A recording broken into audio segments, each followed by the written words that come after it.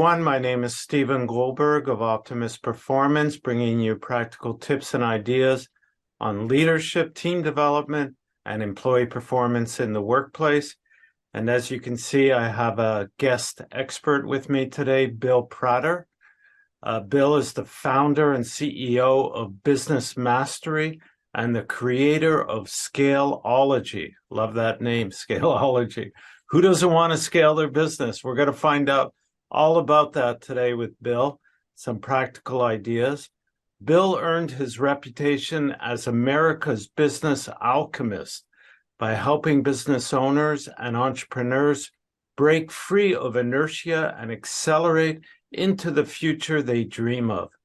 He loves nothing better than sharing what he has learned by working with those who are dissatisfied with the status quo and eager to transform themselves and their businesses. He created Scaleology. It's a word I'm not used to saying, but I love it. He created Scaleology and the Business Mastery System as the core foundational principles of dynamic and continuous business growth. A typical client of his sees their company rising to a position of preeminence and is not satisfied with just getting to the next level. So that's a great intro, Bill. Thank you for being here with me today. I'm glad to be here. So right. I'm sort of smiling away because here we are. Some seasoned veterans who are having a difficult time seeing a screen 5 feet away. But most of the people we're talking to, I believe, are seasoned also. Seasoning means marinated, older, in the sun too long, things like that. But we can all keep learning, right? And that's what we're here today. Yes, we can. And what better topic than how to grow your business, how to overcome the barriers to growth and scale it. So let's dive into this. And How did you get into doing what you do? What did you do previously or prior to this? Well, that's a great question, Stephen. Look, I think almost everything we do ends up being probably because of some screw up or mistake or problem we've encountered in the past. So in my particular case, I owned an investment banking firm, a well-known boutique investment banking firm, headquartered in Seattle, but 95% of my employees were on Wall Street, which would be, I suppose, typical of an investment bank. So after 17 years of it, I got tired and I decided I'd sell it. We were doing well. We had good revenue. We had good profits. We had a good team. I thought I would be able to sell my business, if you will, easily. No, not true. False. And the net of it was my business wasn't attractive at all to anybody else. And there were several reasons, which I think you and I will get into as we get through our conversation here today. But the net of it was I wanted to sell and nobody wanted to buy. Okay. And so how did that lead you into, how did you get out of that situation? So as it turns out, what I was doing to be in this situation was I was emulating industry best practices, doing what the my particular industry, investment banking, was doing, and I looked a lot like the industry. So if you think about, and we all know this, we just don't think about it day to day. If you think about a bell curve, the industry is predominantly clustered around the peak of the bell curve, which is also known as the middle. So I was an excellent example of an average investment bank because I was emulating the other people in my industry that were also average. very, very, very, maybe 99% of most business owners do exactly that. They get involved in industry conferences. They figure out what the industry standards are, and they emulate those and try to get a little bit better than those. So what happened to me was I was at a little conference talking to a colleague, competitor of mine, and she said to me, "Hey, Bill, nobody's going to buy your business. Your business is just ordinary. It isn't worth, anybody's effort to even take a look at you." And I said, "Well, what am I going to do?" She said, "Well, what you should be doing is exactly what you're not doing, and that is forget about your own industry. Instead, think about the people who are, if you will, dominating their respective industries." She said, "Like me. As you well know, my company is extremely well regarded and dominates our space." And I said, "What do you mean? You're a small company. You're even smaller than me." She said, "Yeah, but I'm looked on as being one of the industry leaders because of my brand, and what I do is entirely differently." So what I had learned then, Stephen, was I needed to emulate the very, very top of the industry. And most people don't really think about exactly how dramatic this curve is, but you just talk about the US alone, there's some 32 million businesses in the US, and 95% of those businesses never get over $1 million, for example. So I was well over $1 million. So I was in the top 5%, but even in the top 5%, there's just another bell curve. And I was in the, if you will, in the middle of that, if you will, somewhat elevated group. And nobody wanted to buy me. So I had to change everything I was doing as a business owner. Okay. And so what ended up happening? What was the end result of what you implemented to change? So, the end result was I was able to sell my company in 18 months to a company called Oppenheimer. A lot of people know Oppenheimer. So in any event, what happened was I tried to find out what the elite players in my industry were doing. And I happened to be, because of my company, situated well with business schools, with consulting firms, with business book authors, and so forth and so on, so-called experts. So I went and visited with several Stanford, MIT, Harvard, etc., business school deans a couple of which I knew. And fundamentally what they said is, "Hey, Bill, we don't know a damn thing about running and scaling a business. What we do is turn out MBAs. They end up being employees for people like you." Okay, wrong place. A lot of people don't know that. They think business schools teach you how to run a business. They don't. And they'll tell you they don't.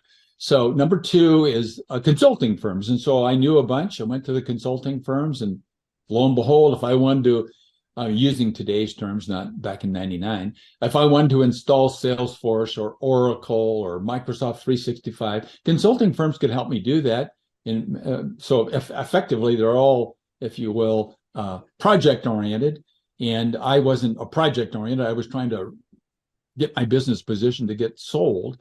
And then I had a couple of friends that were business book authors, very, very famous ones, people that wrote things like Good to Great and so forth and so on. And the true story is, those, if you'll go back and read those books now versus then, you'll find that virtually all the Good to Great candidates are fundamentally out of business today.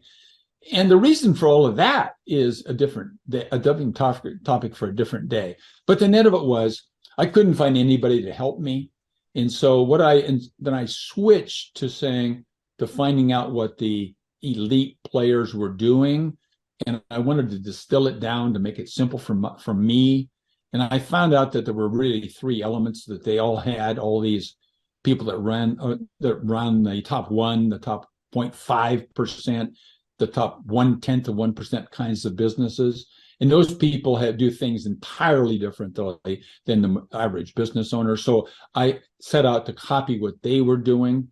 And the result of it was, simplistically stated for our purposes today, is adjusting the way you think about being a business owner. Number two, adjusting the way that you think about managing your business. And number three, you adjust the way you think about your employees or staff or team, if you will. So that's the three giant changes I made.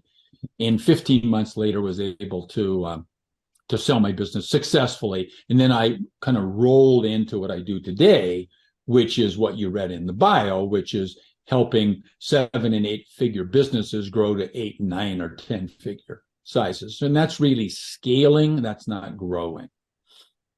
Okay. And so let's talk about how you do that. So you work with businesses that are under $1 million in revenue, and you get them scaling up to significant sales revenue over a period of time.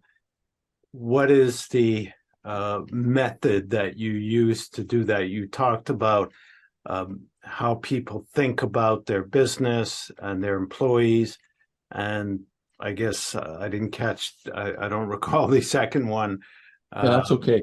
That's certainly okay. So first off, no, I almost never work with anybody that has a business south of $1 million. Okay. Most of those people, if you think about, so a lot of people don't know these things. There are, I already said, 32 million businesses in the U.S. Right. And Canada maybe would add another maybe 15% to that number. Of the 32 million businesses, 26 million have no employees. Wow. Of the 32 million, 26 million have no employees.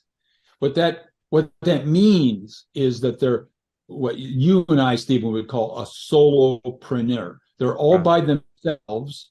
They think of themselves as a business owner, but they're really just what you and I might call, let's say, a practitioner. They're somebody practicing their art on their own without a W-2 paycheck. But they're in this group called small business owners. So those people cannot scale. You cannot scale if you're a solopreneur, because you're limited by growth.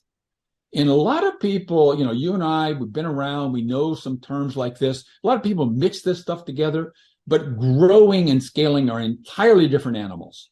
So if you think about Mother Nature, growing is what a tree does. So if you want to get into the, if you will, apple business, you could plant an apple tree and it'll grow. Mother Nature, however, will limit its height and its capability to produce fruit. If you're a solopreneur, you're limited to how far you can grow and how much you can produce. Unfortunately, these 26 million people that are solopreneur types, they invest tons and tons and tons of money trying to scale when there is no possible chance they can. So I don't work with those people. I work with people who have gotten beyond that, not necessarily revenue, but they've got 1, 2, 5, 50, 500, 5,000 employees. And the reason that I do that is because those businesses are much more complex. They're much more confusing. They're much more difficult. They're much more likely to if you will, grow or scale or fail. And so that's where I tend to focus my attention. When we're there, then I can use the three things I talked about earlier, which is changing the mindset of the owner, figuring out a management system, and number three, developing and leveraging a high-performance team. None of those three things do solopreneurs have, because they are, by definition, all three. They are the owner, they are the business, and they are the team. They're all three, and there is no differentiation between the three. And now, in my case, in my business, I had a little over 125 people. As I said, most of them were in New York. So I had a business that should be scaling, but unfortunately, Stephen, I had constrained my business because I insisted on being in control. So I would be what would be you and I would call an owner operator. So I owned the business. I had 125 people, but everything went through me. So if somebody wanted to buy my business, they wouldn't want to because I was it. And if I were gone, there was no business. Unfortunately, a lot of clients that I work with are in that spot. So they are, if you will, they have a larger company, but they've constrained it by insisting on control. So I've got to change their mindset. So how do you change? So that's step one, changing the mindset. How do you, what is the shift in mindset that needs to happen? And how do you make that happen? Well, it's a shift, but it's not a light switch. In other words, it isn't like today I think A and tomorrow I think B. It's sort of a transitional thing. But the first, somebody's got to either believe, or like I was, hit in the face, the realization that trying to be in control, being owner operator is a bad idea. The most attractive businesses, or for example, me, I was an investment banker, bought all kinds of businesses. The most attractive business is one where the owner doesn't matter. And in other words, she's not essential. She's really the owner. So what I sometimes do for people is I give them this analogy of owner, vehicle, and if you will, team, owner, vehicle, team. So if you're a solopreneur, for example, you're the owner. What's your vehicle? Well, maybe it's high-heeled shoes. I mean, that's all you got. I mean, maybe that's it. Maybe you've got a bicycle, etc. Now, unfortunately, a lot of them might end up with a race car, but they can't drive it anyway. And then third, their team is them. So a solopreneur has to the fact that they're the owner and the driver, and they're the vehicle, and they're the team. So it's all in kind of one box.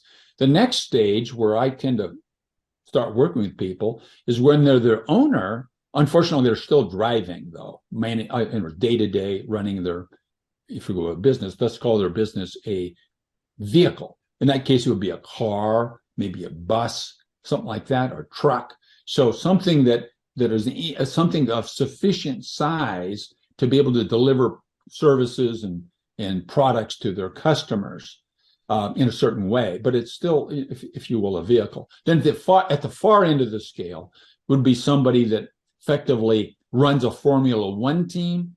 So I do not believe ever in history there's ever been a Formula One team where the owner of the team also drove the race car. It doesn't happen. So instead, there's the owner, and then there's a Formula One race car with a professional driver. If in business terms, call that the CEO or the COO in this thing. And then there's a super, super high performance team that in seconds can service that whole vehicle and get it back on the track. So that's the difference, going from, if you will, from high heels to a car to a race car, and then going from the if you will, everything to the owner operator to just the owner or investor owner. And then the team transitions from just you to a team of a group of people doing their best, working hard and struggling around and trying to produce, but not really, if you will, being held accountable. And finally, you got a super high precision, highly functioning, high performance crew.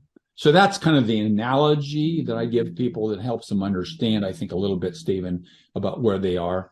And the big tragedy that I see most of the time is, one, people try to stay the driver too long. Two, they overinvest in their vehicle, i.e., they get involved with software that's much too sophisticated for their bicycle. And they try to get by with mediocre employees and managers. So that's what I mean by those are the mistakes I see most people making. So growing, think of growing as a single tree. Think of scaling as an orchard or a group of orchards, etc. So when you're scaling, Then you got to worry about roads between the trees and irrigation systems and government regulations and the way what your competitors are doing and what the customer, which kind of apple they like and who the distributors are. And would you go retail or wholesale? Would you have a fruit stand or would you go online or would you have gift boxes? And so it's much more complicated. And so most people, unfortunately, don't get the difference between growing a single tree and managing a 100,000-acre tree farm. So that's a great analogy to create that shift or transition in thinking of the business owner to going from being in control to being able to grow a system and teams that are high performance. So that doesn't sound like such a difficult part. You already convinced me. Step one. Let's talk about step two, which is the management system, because now that the business owner is getting it and says, okay, I need to let go and let my people do what they need to do so this thing can scale. How do you help them create that management system? And what is the management system that needs to be implemented to allow for this scaling of the business? So systems, by the way, let's talk about systems for a moment, and then we'll get to that. But systems, a lot of people do have systems. For example, they might have an accounts receivable system or an email automation system or a social media system or a marketing system. Those are all fantastic and perfect and wonderful. What we're really talking about is a management system. So how do you manage all of this stuff? And the way you do not manage all of this stuff is by letting your managers do what they think is the right thing to do. That's what you don't do. What you need to have is a system which is effectively able to control the activities of the entire enterprise, regardless of how large it is. So back in my investment bank, I invented a system, which a couple of years later, I named Business Mastery System. So in 2001, I created Business Mastery System, came out of the system I built in 1997 and then in 1998. But it's a system of effectively running your business with what I used to call today, I still call, but it's not quite that, a single sheet of paper. So we produce a single sheet of paper. Another way to think about it, Stephen, is like a pop-up dashboard, etc. A complicated business like this big giant orchard that I described, it has a lot of moving parts, thousands and thousands of moving parts.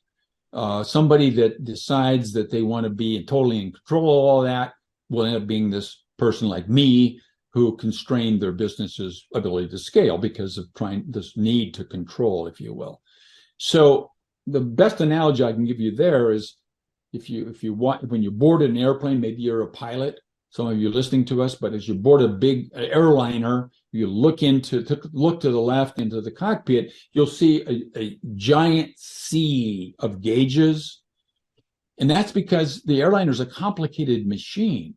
Your business, well, not necessarily your business, but a large, complicated business is a complicated machine. It has all kinds of things going on. And so you should have all of these dials, the so-called, if you will, called the instrument panel. The problem is that people invest tons of money and time and energy looking at all those dials. For example, you really don't need to know what the temperature is in the cabin on an ongoing basis. You need to have a dial which will turn bright red if it's too hot or too cold, but you don't need to look at the dial. So what I do with the Business Mastery System is I create a group of what I call vital drivers, and those are typically, for a company that's 5 million, it's a sheet of maybe 10 or 12 items. For a company of 50 million, it's a sheet of 5 to 10 items. For a company of 500 million, it's a sheet of 5 to 10 items. For $1 billion company, it's a sheet of 5 to 10 items. And that concept has got to really be internalized by my clients so they can scale, because they think in their mind is the bigger they get, the more complex things are, and that's not actually true from a management level. So we reduce everything down in the company to a short list, maybe typically 10 to 15. So it fits on one piece of paper, fits in one computer screen, and we can run these executive management or senior leadership team easily with that sort of a tool. In fact, I've got many clients that own multiple companies, 5, 8, 10 companies. So they've got a holding company, bunch of companies. Think of a private equity company and so forth. They still use one vital driver dashboard with 10 to 15 vital drivers on it. So I like that analogy of the airplane. Yeah, I like that analogy very much. Yeah. It's very visual. And so how do you, is it the same indicators to track and look at for every company, no matter the industry? Is it or is it? No. That's a great, fantastic question. So the answer is the dashboard looks the same. However, the labels on the gauges, entirely different, depending on the industry. So the process we take people through is to go through their company. And what I help people do is pretty much simplified in the following way. Because a lot of people, unfortunately, spend a lot of time doing the wrong stuff. And so one of my core philosophies is to focus on the vital few and ignore the trivial many. And this process I'm going to describe to you is like that. So, for example, if you think about financials, most businesses have financials of some sort or another. And so they keep track of a bunch of stuff. And so when you look at a financial document, it is pages and pages and pages long, has hundreds and hundreds and hundreds of items on it. But so I'll do with a business owner is I'll say, so Sally, do you ever look at your financials? Sure, I look at them every month. Okay, cool. Well, where do you look first? Oh, I'm really concerned about gross margin. Really? Vital driver. And so each person, I can usually get financials into 3 or 4. So that be the typical, but not required or ordinary or anything else would be things like maybe gross revenue, gross margin, maybe net cash flow. That's about it. And so that's financials. Those are vital. In other words, if your business is at your target gross margin, you're in pretty good shape. It means your prices are right. It means you're paying the right amount of money to your vendors, or you're producing products and services at the right price. Another major area is quality.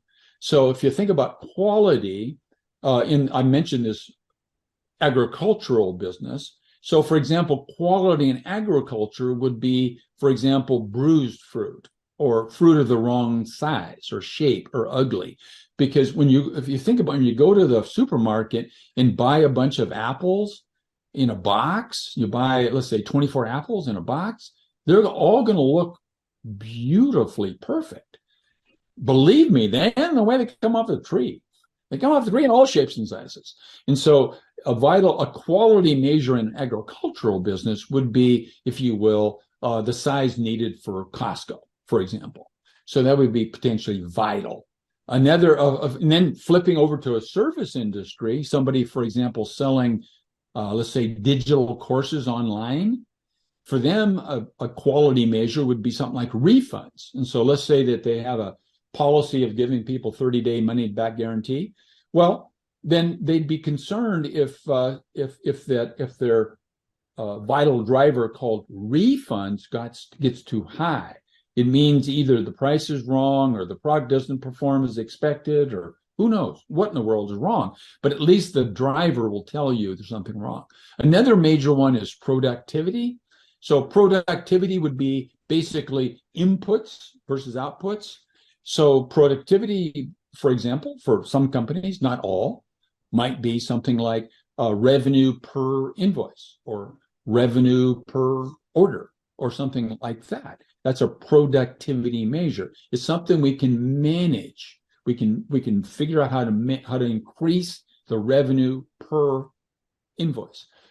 Another one that's common is business development or sales and marketing kinds of things. So things like new accounts might be vital to a company. Maybe customer retention's vital.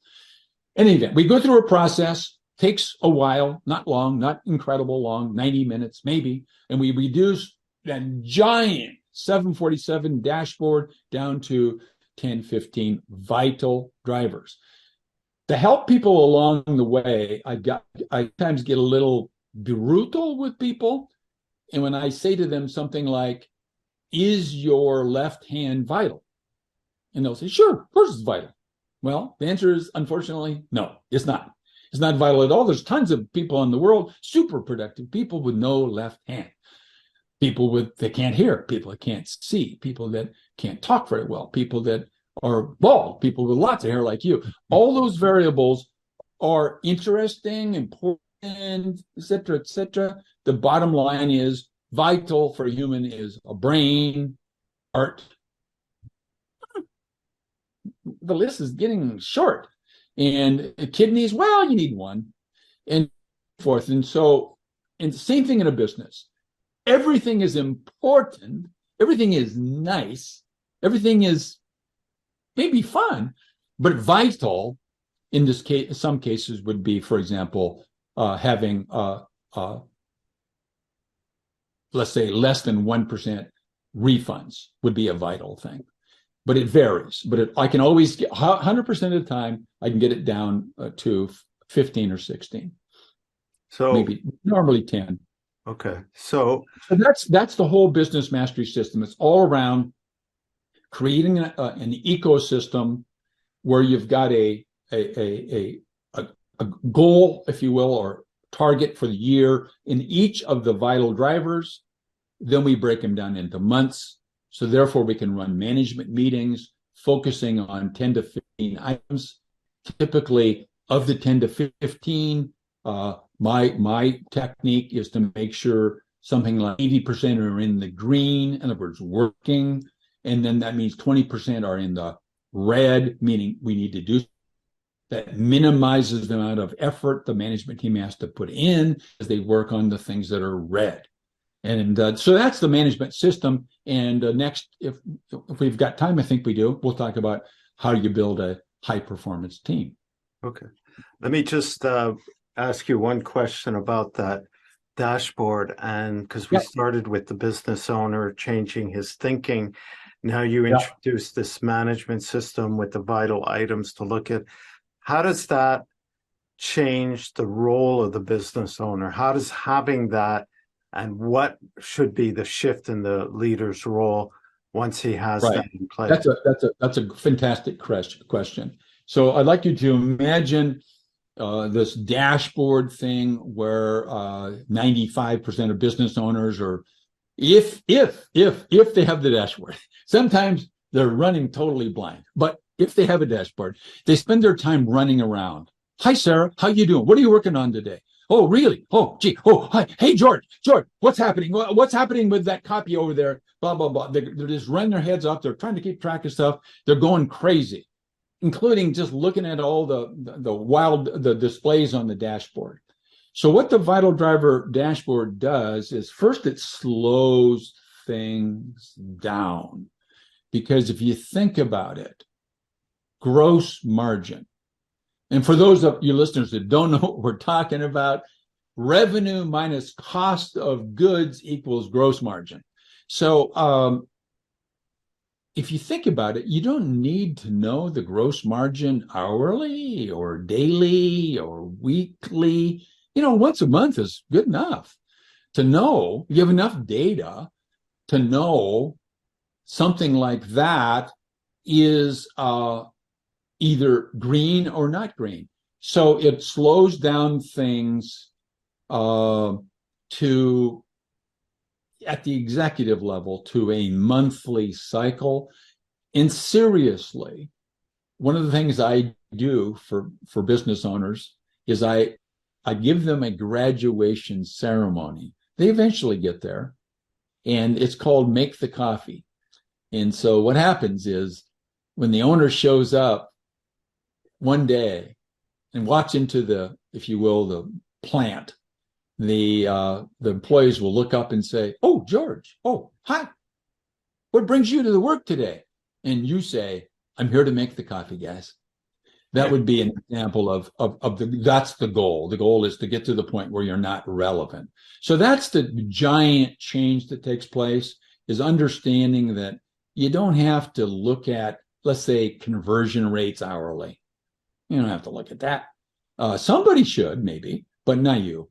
So that's how you get, when you get this business mastery system installed and your instincts were good. That's really the first step, to get that installed. Then the owner starts realizing, oh my gosh, I've only had this going for a month, and this is my best month ever in profits.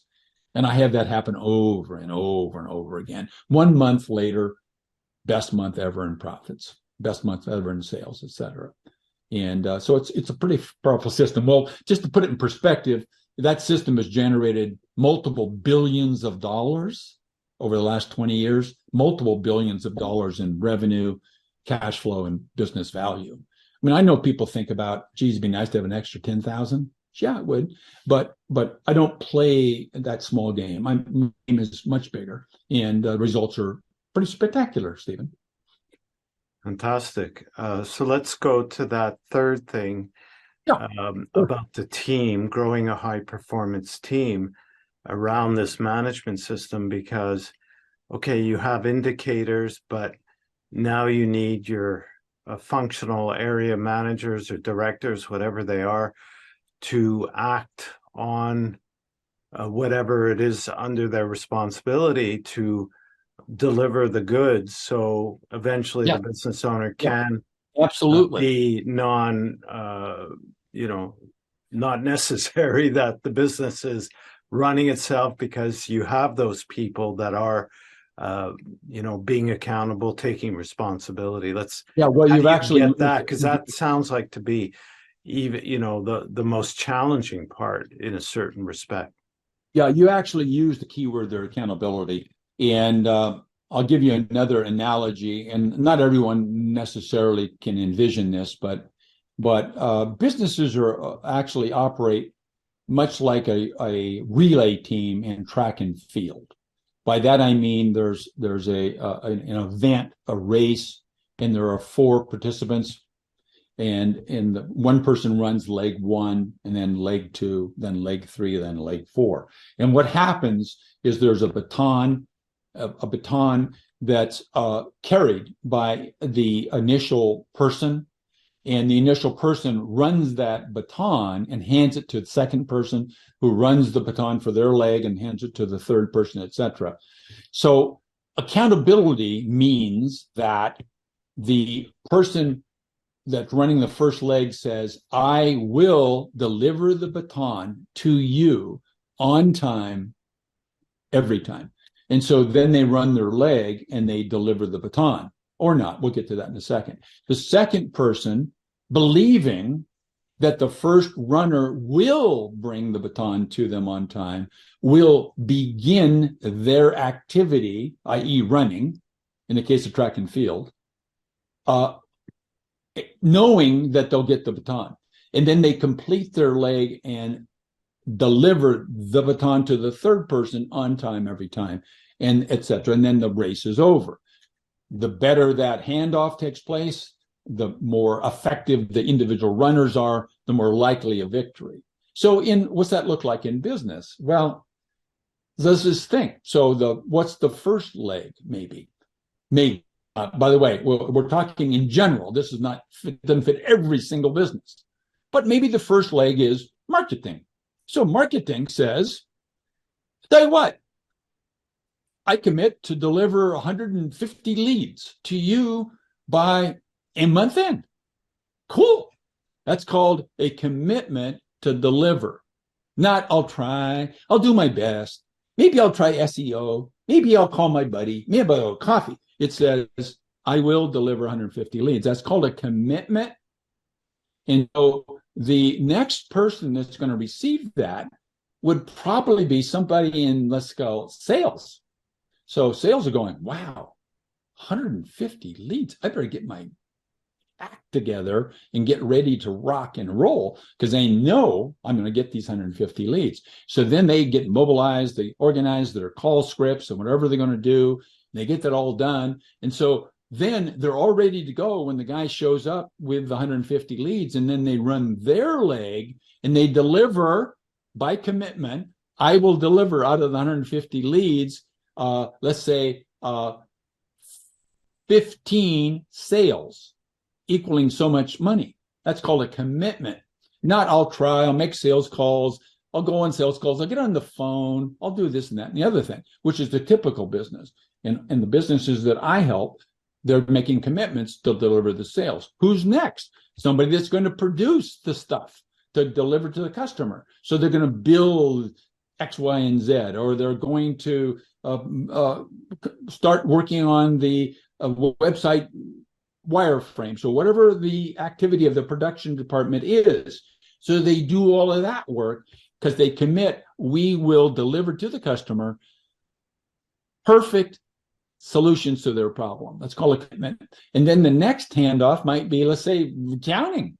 And what they're going to do is says, oh, geez, we're going to get these 15 sales. So I'm going to set up 15 customer accounts and I'll get all this stuff done and vet these people, make sure they can pay their bills on time and so forth and so on. Why? Because they got a commitment from the sales manager to deliver the 15 sales. And they've committed, after that's all done, to produce this gross margin we all talked about.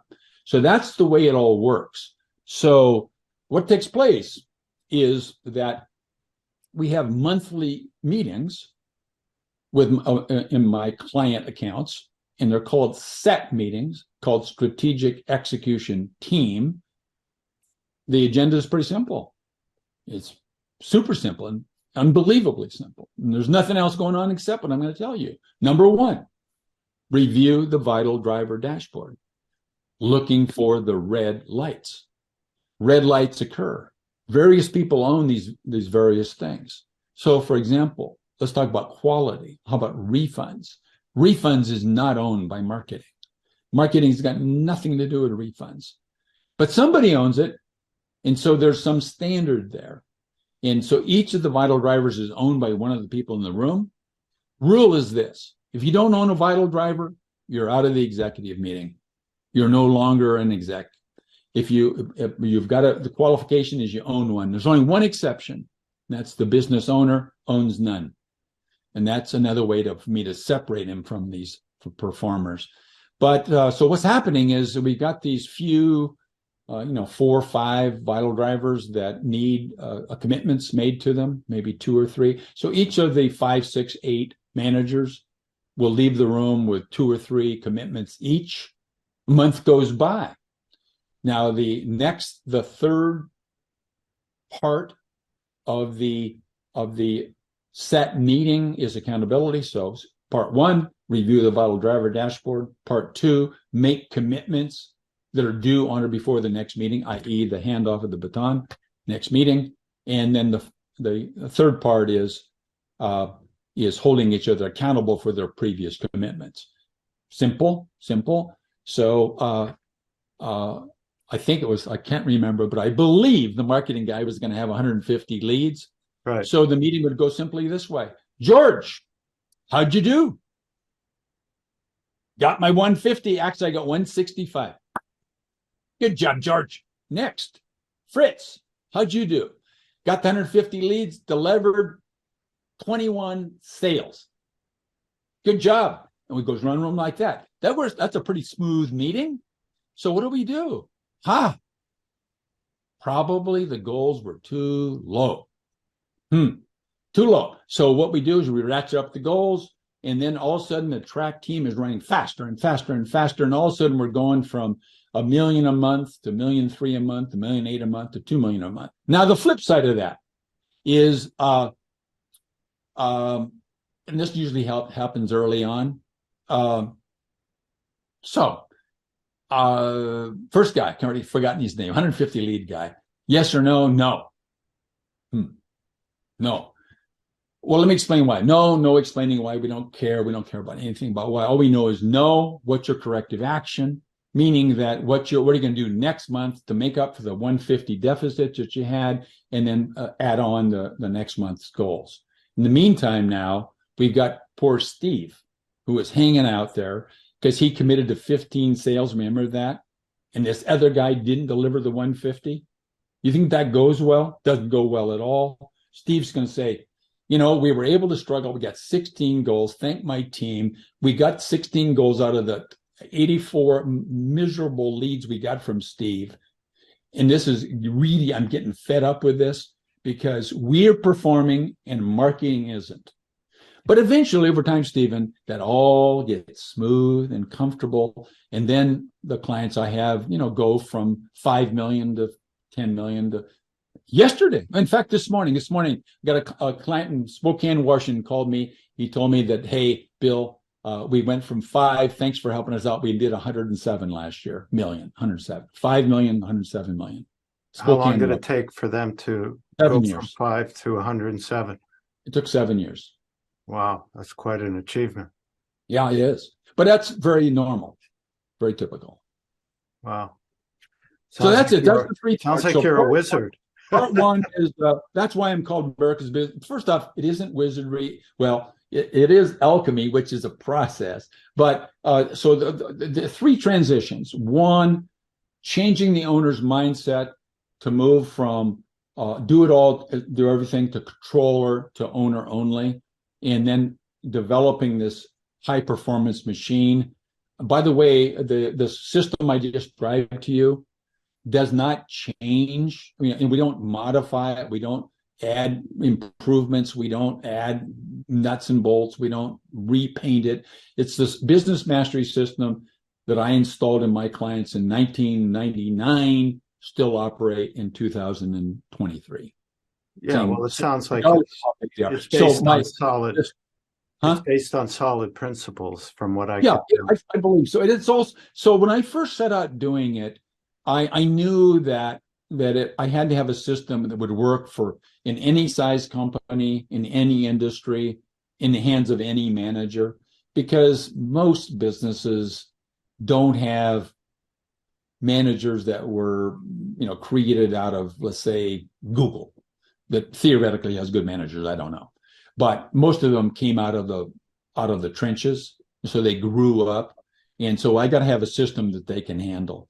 And most everyday, ordinary Canadians, Americans, Frenchmen, if they feel that if they make a commitment, starting with "I will," they're honor bound to deliver. So I just convert people from saying "I'll try" to "I will." And I say to them, hey, look, if you can't do that, don't commit, for God's sakes. If you can't do 125, what can you do? Right. And I'm kind of tough on people. So I'll say, Steve, can you get 1 lead? Sure. 1. Okay. Cool. 2. And then I keep working them up until they finally say 125. I'm going to do 125. That's it. And now, because they've been negotiated up, they're going to deliver the 125. Typically, I shoot for an 75 to 80% success rate on an annual basis for an individual, and on a monthly basis for the company at large. So that's fantastic information. Simple to understand. I don't know how simple it is to execute, but you make it sound very doable. What do you have some free resource that people can consult to learn more and maybe start delving into what you're talking about? So we covered a lot, and what, 45 or 50 minutes here, and so all of what we described, this whole concept revolves around this concept of focusing on the vital few and ignoring the trivial many. And so I've got a short 15-minute, by the way, I believe in fast and quick, and effective, not long, drawn out, and hard. 15-minute, PAX is 12 and a half minutes. Go to getbillsgift.com and you'll get this how to basically 10x your personal productivity. It's the same concept that we just described, but it's designed for an individual to produce 10 times more in a day than what they used to do. So getbillsgift.com. Okay, and I'll put a link to that in the description of the video down below or the show notes on the podcast. So that's great. And we'll also put your contact information so people can reach out to you if they want. Is there anything you'd like to add that we didn't cover or I didn't ask you that people should know? Yeah, I think I will give one sort of parting bit of wisdom, and that is this: there is no reason at all that you ever need as a business owner, entrepreneur, to think, gee, I've got to do like what Bill mentioned with this guy that went from 5 to 100 million. You don't have to do that. You can make an extremely good living. You can service a lot of people. You can bring a lot of joy to the world by helping people out with it, being a solopreneur, producing hundreds of thousands of years and taking it home and enjoying your life with your family. That's a perfectly good thing. What's important, though, is you realize that, or you decide, that's what I want to do. What I am not going to do is invest in something. I'm picking on somebody now. Invest in a piece of software like Infusionsoft when all I really need is a Google spreadsheet to keep track of what I'm going to keep track of. So be honest with yourself and be realistic. What do you want? And be willing to put what you need to get to where you need to go, and work with somebody like yourself who can help see things from a different perspective and implement it. Very good advice. Well, thank you so much, Bill. I learned a lot. I found this extremely interesting. I love the analogies, very clear, easy to understand the information through them. So thank you again for joining me. For everyone listening, I invite you to subscribe to the channel, to the podcast if you haven't already.